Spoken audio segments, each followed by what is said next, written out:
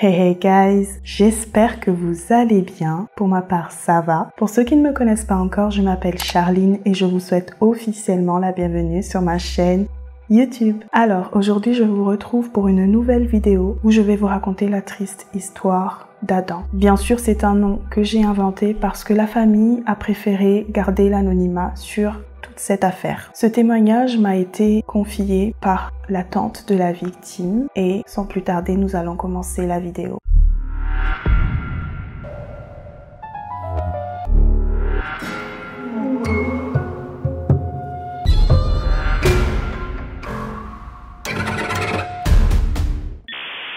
Écoutez-moi, écoutez tous.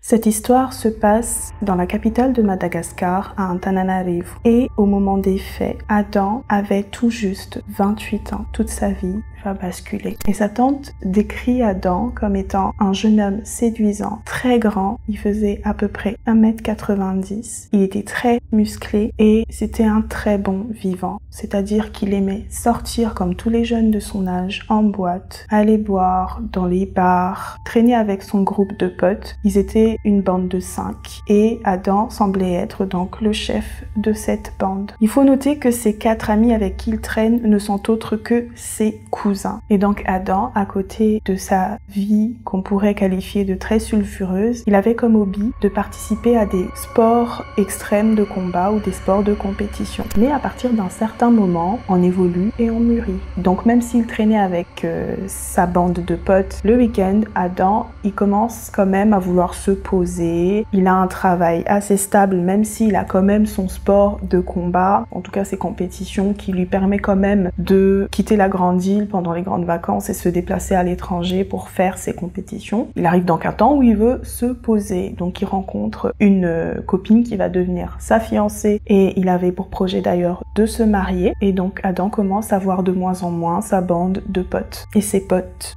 donc ses cousins, n'ont pas trop apprécié ce gros changement parce que ils avaient l'habitude que voilà quoi, Adam en tant que chef de ce groupe-là qui les proposait à chaque week-end, venez on sort les gars et tout, ce soir on fait la fête jusqu'à pas d'heure, ce soir on picole et tout. Ils ont du mal à accepter ce changement assez soudain en fait. Les mois passent et vient donc le mois de décembre. Sachez qu'à l'époque, il avait toujours 28 ans. J'ai pas d'infos sur sa date d'anniversaire ou ce genre de choses, mais en tout cas, voilà quoi. Vient le mois de décembre et il se dit bon, je me suis quand même assez posée comme ça, mes potes me manquent, je vais quand même les contacter et tout pour qu'on aille quand même sortir. Donc, il propose à ses potes de sortir ce week-end, donc picoler en boîte, tout ce que vous voulez quoi. Donc Adam se prépare et tout ça, il se donne directement rendez-vous dans ce bar pour aller donc passer une nuit de folie. Donc voilà, il arrive et tout, il commence donc à faire la fête, à écouter de la bonne musique dans ce bar-là. Et à un moment donné, Adam, il avait envie d'aller aux toilettes. Donc pendant qu'il était aux toilettes, les 4 cousins du coup se sont regardés et l'un d'entre eux va malheureusement glisser ce qu'on appelle du vuankane, du gris-gris dans le verre d'Adam. Ils avaient déjà préparé leur coup et Adam ne se rendra compte de rien du tout. Ils vont continuer la soirée, il a bu dans le verre et tout. Voilà comment s'est déroulée la soirée. Donc il s'est encore rien passé. En fait, bien sûr, sa tante explique que il a commencé à vomir et tout ça, mais rien d'alarmant, il a pas eu mal. Mais voilà quoi, il a vomi, donc il s'est dit c'est parce que le trop plein d'alcool a fait que il a vomi. Sachant que le matin, souvenez-vous, quand c'est un acte de sorcellerie, normalement quand il fait jour, il ne se passe rien du tout. Donc voilà, il fait sa journée tranquille avec sa chérie, c'est dimanche, donc tout va bien. Et le soir, il commence à avoir mal, une douleur atroce au ventre, à l'abdomen, et il va commencer à se tordre de douleur. Donc voilà, il va juste prendre un petit calmant en espérant que ça passe, mais vous doutez bien que ça n'a pas fait effet. Voilà, il se tord de douleur et tout, mais comme je vous le disais, Adam, c'est un homme très costaud, très musclé. Donc voilà, il s'est dit, bof, ça passera et tout. Donc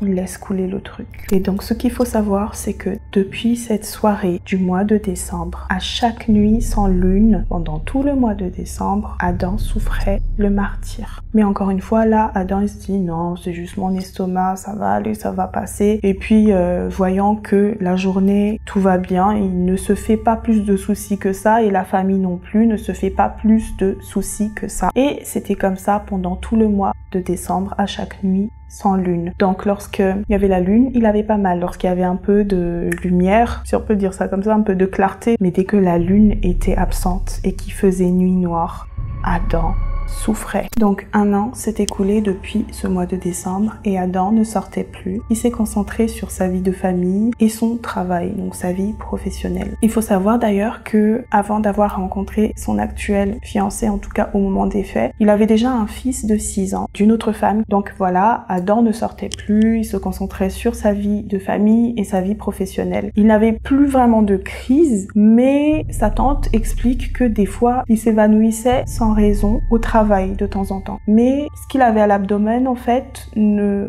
réagissait plus tant que ça, en fait. Mais vient alors le mois de décembre de l'année suivante. Par exemple, la première crise, parce que j'ai pas eu les années, la famille, elle tient vraiment à conserver l'anonymat, donc elle a donné très peu de détails. La première soirée où ses cousins avaient glissé le gris-gris dans son verre, c'était, admettons par exemple, au mois de décembre 2016 et au mois de décembre 2017, à chaque nuit, sans lune, la douleur était revenue. Et là, il ne comprenait pas. En tout cas, pendant 11 mois, il ne s'était rien passé. Et pourquoi maintenant la douleur revenait? Ce n'est que là que sa famille a commencé à s'inquiéter. Sa famille a pris son mal au sérieux et ils ont décidé de l'emmener voir un médecin. Seulement, le médecin, après consultation, échographie, va émettre la conclusion que vous vous doutez déjà. Dans son diagnostic, il n'a rien vu. Tout semblait normal au niveau de l'abdomen. Et il disait simplement que c'était probablement de simples ballonnements. Du coup, il lui a prescrit des médicaments, des calmants. Et Adam, il a accepté, il a pris ces calmants. Mais vous vous doutez bien que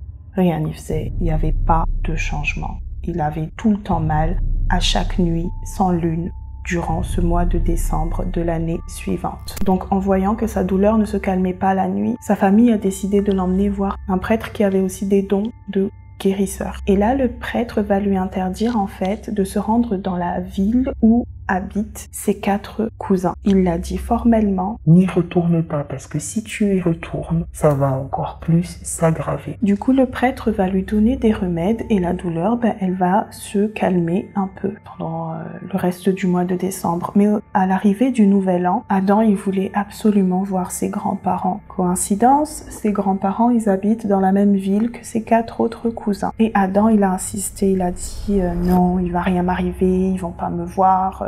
J'ai envie de voir mes grands-parents, j'ai vraiment envie de les voir et tout. Il faut que j'y aille. Donc Adam, accompagné de sa femme, vont se rendre dans la ville où résident ses grands-parents ainsi que ses 4 cousins. Et dès qu'il met les pieds dans la ville, il rencontre ses 4 cousins. Ils vont se rapprocher de lui et l'un d'entre eux va lui demander « Mais tu es redevenu fort et en bonne santé, toi, en fait ?» Et Adam, il va juste répondre « Oui, j'ai retrouvé la santé, j'ai retrouvé la forme. » Donc voilà pour la première journée. 2 jours après sa visite chez ses grands-parents, la douleur est revenue et elle a empiré comme lui avait prévenu le prêtre. Il avait tellement mal qu'il a décidé de contacter sa mère en lui expliquant « Maman, ça va vraiment pas, ça s'est empiré et tout. » Et là, il va demander à sa mère « S'il te plaît, accompagne-moi à la campagne, j'ai vraiment besoin de me ressourcer, de prendre de l'air, j'en ai vraiment besoin. » Sa mère, au début, elle était réticente à cette idée-là parce que dans sa tête, elle voulait absolument que son fils revienne rapidement dans la capitale, à Antananarivo. Mais Adam a insisté, il veut absolument se rendre à la campagne pour respirer le grand air frais et se ressourcer. Devant l'insistance de son fils, la mère cède et ils décident tous les deux de se rendre à la campagne. Lorsqu'ils étaient arrivés à la campagne, malheureusement, le cas d'Adam ne s'est pas calmé. Au contraire, ça s'est encore empiré de plus belle. Une semaine était passée depuis qu'Adam est parti rendre visite à ses grands-parents et qu'il a fait un crochet à la campagne et son état ne s'est pas du tout amélioré. Devant la gravité du cas de son fils, sa mère décide de le ramener enfin à la capitale. Et lorsqu'Adam est arrivé devant chez lui, affaibli, imaginez, c'est un homme qui participe à des sports de compétition, de combat. Donc déjà déjà il était très grand, donc il devait sûrement avoir voilà quoi, des muscles et tout hyper costaud, et il était amaigri, affaibli, il en pouvait plus, le pauvre, il souffrait. Que arrivé devant la porte de sa maison, il était en train d'hurler de douleur, que tout l'entourage du quartier où il habitait s'était regroupé autour de lui à l'observer, parce que c'était pas commun d'entendre un homme comme ça hurler de douleur en fait. Tant bien que mal, sa mère réussit avec l'aide de certains voisins à le faire entrer chez lui dans sa maison. Et lorsqu'il est arrivé dans sa maison, il a dit à sa mère et aux membres de sa famille proche qui étaient présents: faites attention à ces 4 personnes-là, en mentionnant donc ses cousins. Ces personnes, j'ai l'impression qu'elles ne me lâcheront pas tant qu'elles ne m'auront pas achevé. Donc comme je vous le disais, une semaine était passée depuis sa rencontre avec ces personnes-là, mais entre-temps, ces personnes-là, elles s'étaient rendues également à la capitale. Donc quand Adam était arrivé à Antananarive, eux aussi, ils étaient là-bas. Donc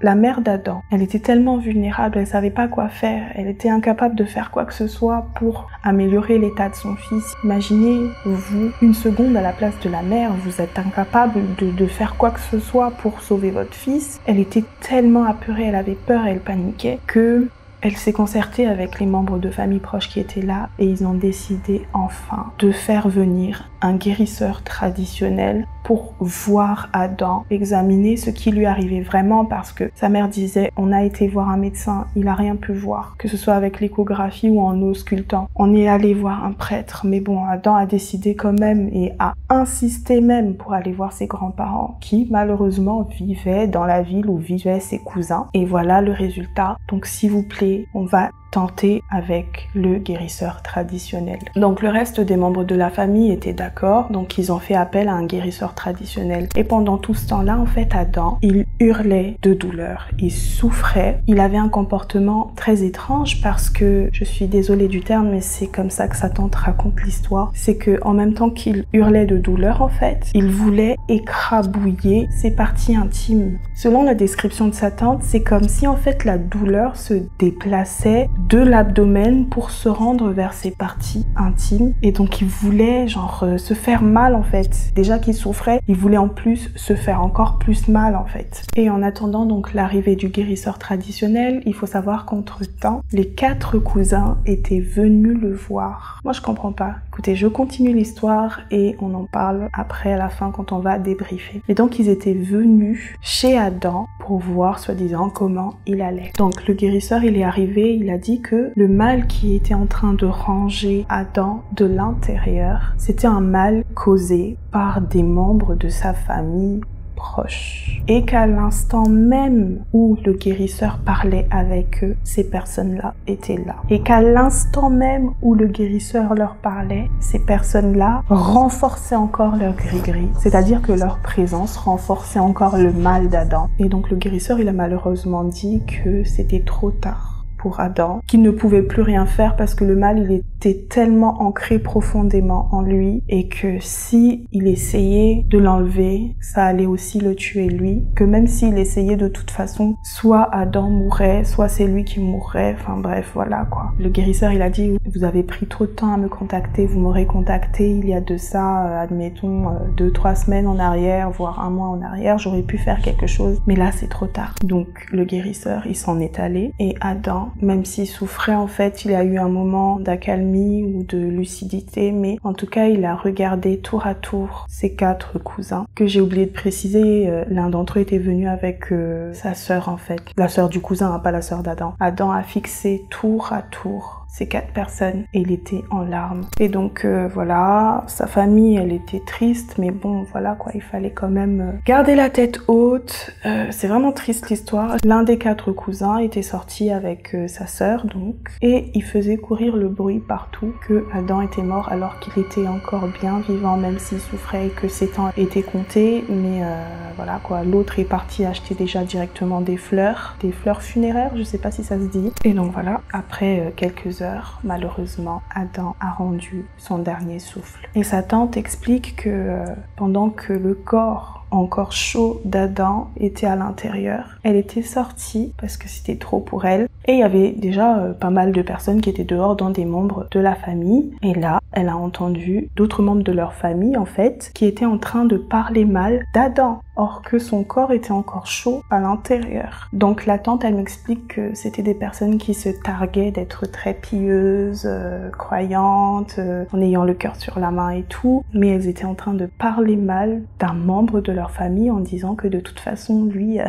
il va brûler en enfer, parce que ses parents ont osé faire venir un guérisseur traditionnel, donc de toute façon, il n'atteindra jamais les portes du paradis. Donc pendant ce temps, les rites funéraires commençaient, donc on a lavé le corps d'Adam, on l'a préparé et tout, ils ont commencé à l'habiller, et vient le moment où il fallait lui faire porter ses gants blanches, et l'un des 4 cousins, les 4 sorciers là, s'était rendu volontaire en fait pour pouvoir lui faire porter le gant. Et les poings d'Adam, ils étaient fermés comme ça. Il a essayé tant bien que mal en fait de détendre les muscles de la main pour essayer de faire rentrer le gant, mais le corps ne voulait pas. C'était comme si l'âme d'Adam était encore là en train de... voilà quoi. Il ne voulait, mais vraiment pas. Et voilà, l'un des cousins, il a dit non mais j'arrive pas et tout, j'arrive pas à faire rentrer le truc. Et il y a un autre de ses cousins qui ne lui a jamais rien fait, qui s'est porté volontaire, il a dit « Donne, je vais essayer ». Et avant de faire entrer les gants, il a murmuré à l'oreille d'Adam « Cousin,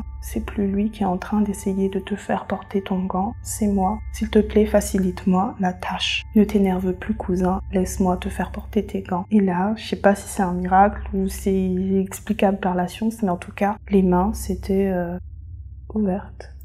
Comme ça. Et il a réussi donc à enfiler les gants. Une fois qu'il était habillé, une chose bizarre s'est produite.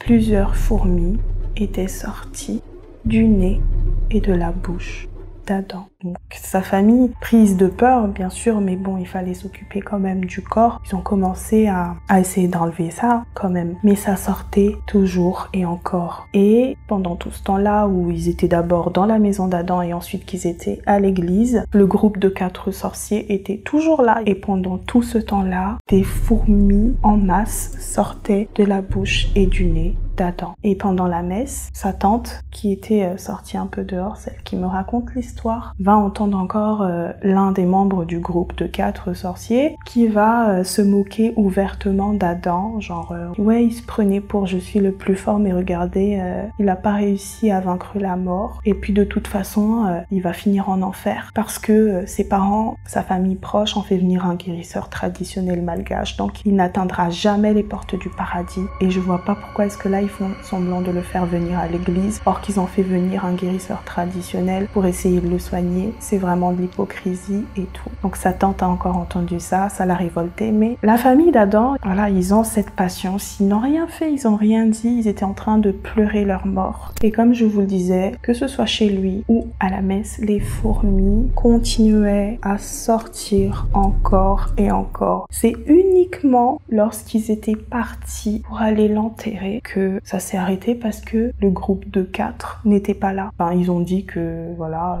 on pourra pas être là pour l'enterrement. Dès que en fait le corps s'est éloigné de ces 4 sorciers, ça s'est arrêté. Il n'y avait plus de fourmis. Une fois qu'ils ont enterré Adam, le soir de l'enterrement, sa mère, son petit frère, son beau-frère, ainsi que sa femme ont tous rêvé de lui en même temps. Et là, Adam leur a dit: faites attention à ces 4 personnes-là, parce que ce sont ces 4 personnes-là qui m'ont tué. Mais ne vous en faites plus pour moi, parce que je suis bien là où je suis. Je vais mieux maintenant. Je veille sur vous et ne pleurez plus pour moi, parce que tout va bien. Adam est mort à cause de la jalousie de ses 4 cousins à seulement 29 ans. Et c'est ainsi que son histoire s'achève.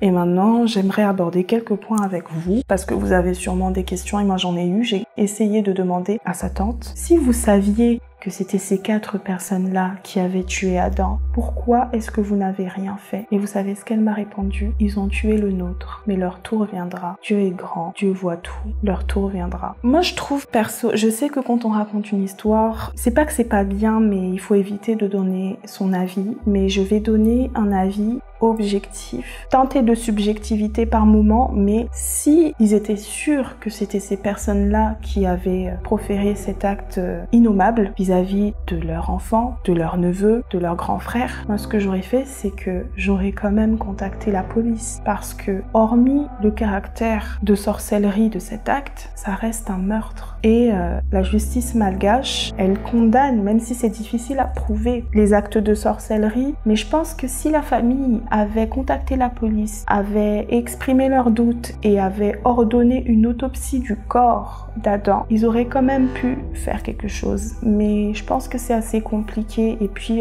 je pense aussi que, vu que j'en ai jamais vraiment entendu parler, en tout cas à Madagascar, les autopsies, c'est pas que c'est mal vu, mais je pense que c'est coûteux déjà. Et c'est difficile pour la famille de détériorer, entre guillemets, le corps de leur défunt. Parce que le corps est sacré pour les Malgaches et la mort est sacrée pour les Malgaches, dans le sens où les Malgaches, ils accordent plus d'importance à la vie après la mort que la vie qu'on vit maintenant, parce que c'est l'un des peuples qui croit également à la réincarnation et à la vie après la mort. Donc je pense que c'est une décision assez difficile à prendre de faire autopsier le corps de leur défunt, c'est peut-être pour ça. Il y a aussi l'autre hypothèse que, comme c'est des personnes mal intentionnées et mauvaises qui jouent avec des forces maléfiques, la famille ne voulait pas être confrontée à ça parce que peut-être quelque part elles ont peur d'être les suivantes sur la liste. Mais franchement, moi, je trouve ça dommage qu'ils aient pas essayé de contacter la police. Je ne les juge pas du tout et je les remercie amplement et grandement de m'avoir partagé leur témoignage. Mais voilà quoi, moi à leur place, j'aurais contacté la police. Maintenant, l'autre point qui me dérange un peu et qui est assez aussi commun, voilà quoi, chez moi et je suppose même en Afrique, je vois un peu dans les commentaires de temps en temps aussi, c'est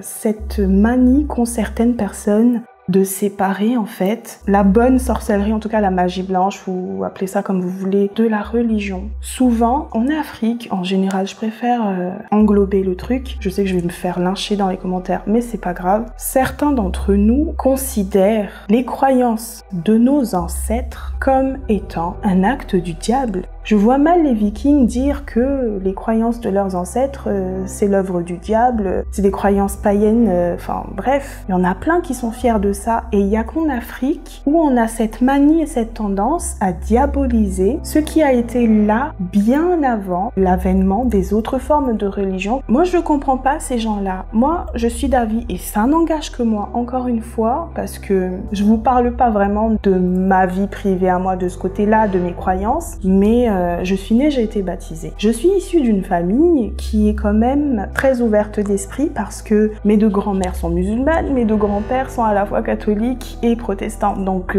j'ai embrassé presque toutes les formes de religion, si on peut dire importées. Mais on respecte aussi la tradition malgache et franchement, je remercie mes parents pour ça parce que je ne suis pas vraiment perdue. L'éducation que j'ai eue, en tout cas, m'a permis quand même de voir dans chaque forme de religion ce qui est bon à prendre et ce qui est mauvais à prendre. Enfin, voilà quoi. On va pas entrer dans ce débat-là parce que on peut y passer des jours, des mois, voire des années là-dessus. Mais je trouve ça dommage en fait que en Afrique on diabolise notre essence même en fait, parce que bien avant l'arrivée de ces autres formes de religion, notre essence c'est ça, la spiritualité africaine c'est ça. Moi je suis d'avis que ces deux formes de croyances se conjuguent. Donc à ces gens-là j'ai envie de vous dire, essayez de voir autour de vous. J'ai que comme exemple les Vikings là tout de suite qui me vient facilement à l'esprit, mais il y en a plein d'autres et ces gens-là, même s'il y a d'autres formes de religion, ils sont fiers de leurs croyances ancestrales. Et pourquoi, quand c'est nous,